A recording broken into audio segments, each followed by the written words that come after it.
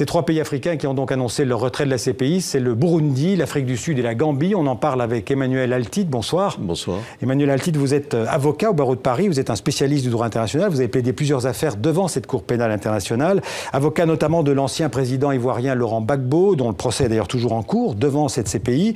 Vous avez aussi été l'avocat des infirmières bulgares qui ont été libérées par la France, on s'en souvient, en Libye en 2011. Et puis vous êtes aussi l'avocat de Jean Ping devant cette Cour pénale internationale, puisque la CPI a décidé de s'intéresser à la crise électorale au Gabon. Alors Emmanuel Altid, d'abord une question, quelle est votre opinion sur cette Cour pénale internationale? Est-ce que vous diriez que le Burundi, l'Afrique du Sud et la Gambie ont eu raison ou ont raison de quitter la Cour? Écoutez, d'abord il faut dire que la décision de ces 3 pays, même si elle n'est pas tout à fait effective pour le Burundi et la Gambie, elle l'est pour l'Afrique du Sud, qui reste tenue néanmoins pendant encore 1 an vis-à-vis de la Cour pénale internationale. C'est une décision importante. Vous la comprenez? Oui, je la comprends. Oui, très franchement, je la comprends.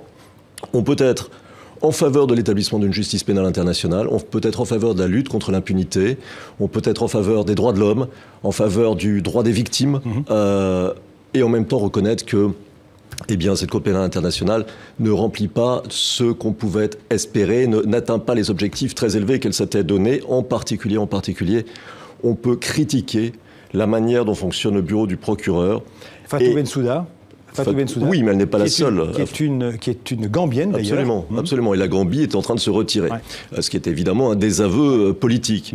On peut adhérer à l'idée de la Cour pénale internationale tout en étant critique et en reconnaissant qu'un certain nombre d'enquêtes qui ont donné lieu à des procès n'ont peut-être pas été faites de la manière dont il aurait fallu qu'elles soient faites, pas assez approfondies, et que la Cour, ou en tout cas le bureau du procureur, a donné souvent l'impression de participer à une justice des vainqueurs.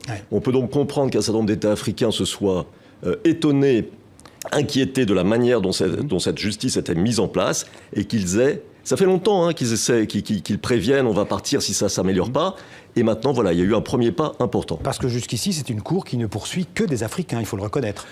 Pas tout à fait. Il y a des enquêtes en cours qui sont des enquêtes concernant la Géorgie, l'Afghanistan, etc., etc. Mais c'est vrai que les procès en cours concernent des Africains et que les grosses affaires sont des affaires africaines.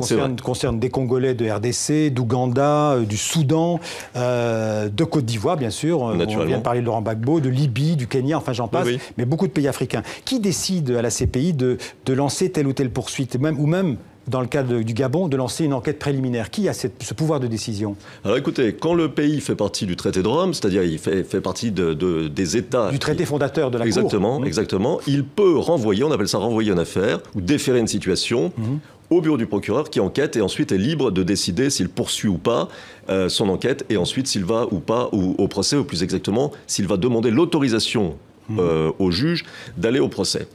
Lorsque le pays n'est pas membre du traité de Rome, à ce moment-là, les grandes puissances peuvent déférer une situation au procureur, c'est-à-dire qu'il y a évidemment un aspect politique qui est tout à fait clair. Alors c'est d'autant plus étonnant ce que vous venez de dire, c'est qu'il faut rappeler que ce traité donc réunit, la CPI en fait réunit à peu près 120 pays, 124 moins 3, exactement. Donc 121 pays, que la Cour est rentrée en fonction en 2002, mais que ni les États-Unis, ni la Chine, ni la Russie, ni l'Inde, enfin toutes ces grandes puissances n'en font partie.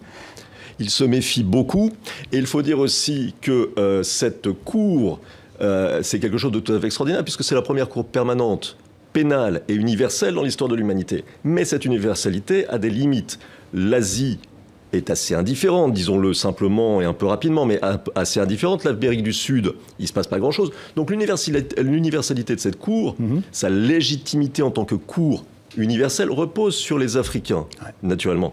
Et donc, vous voyez là l'impact du retrait de l'Afrique du Sud, le plus grand pays africain, le plus puissant, et de toutes sortes de pays qui vont la suivre, parce qu'il n'y a pas que la Gambie et le Burundi. D'autres pays vont suivre l'Afrique du Sud. Mais pourquoi, selon vous, ni les États-Unis, ni la Russie, ni la Chine, ni l'Inde ne font partie de la Cour pénale internationale? Parce qu'ils se méfient. Bien naturellement.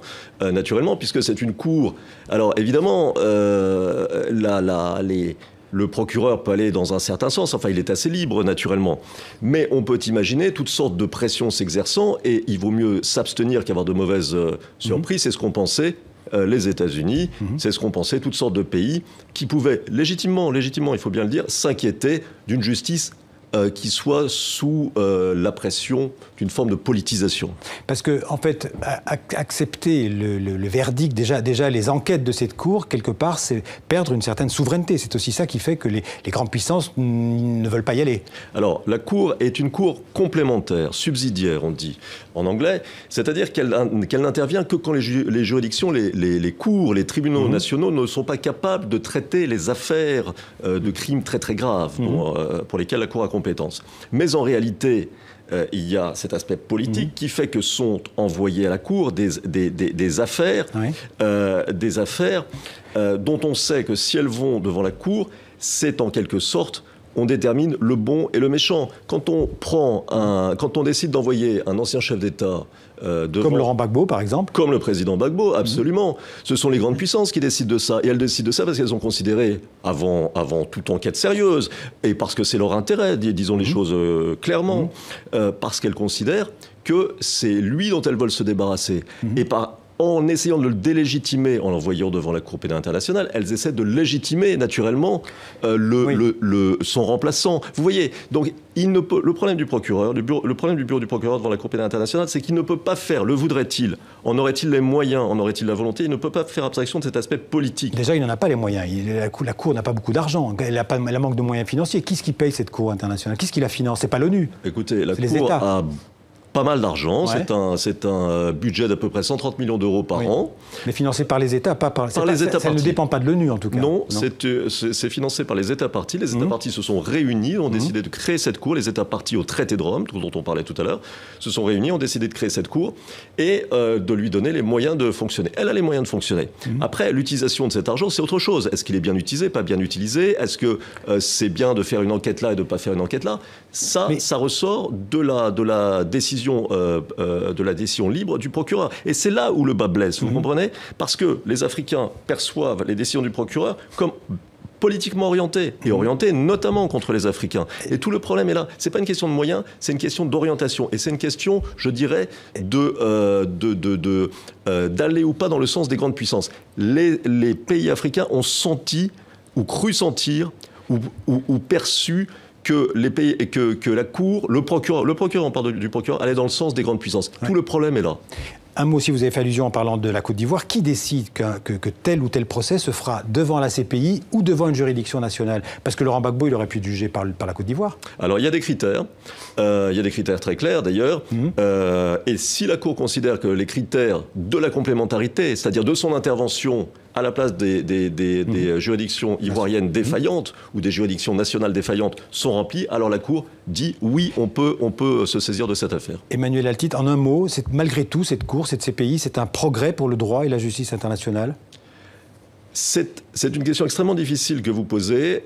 C'est question de perspective. On peut dire que l'idée même de la Cour est une belle idée. On peut dire que l'idée de la lutte contre l'impunité, que les puissants ne puissent plus échapper à leurs responsabilités, qu'il n'y a plus de président qui puisse échapper aux conséquences de crimes qu'il aurait pu ordonner, etc., etc. C'est excellent.